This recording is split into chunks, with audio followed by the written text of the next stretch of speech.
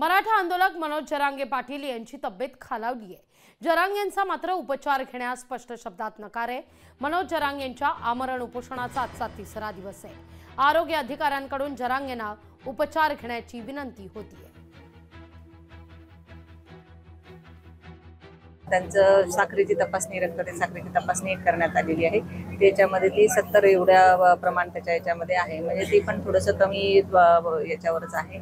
तर आणि तिसरा दिवस उपोषणाचा असल्यामुळे तर थोडंसं अशक्तपणा पण त्यांना जाणवत आहे आणि टीमनी आग्रह केला आणि मी स्वतः त्यांना आग्रह व्यक्त केला तर त्यांचा की आपण एक सलाईन लावून घ्यावी, IV फ्लुइड्स देण्यात यावे, आपल्याला ते गरजेचं आहे अत्यंत, परंतु त्यांनी याच्या संदर्भात नकार दिलेला आहे।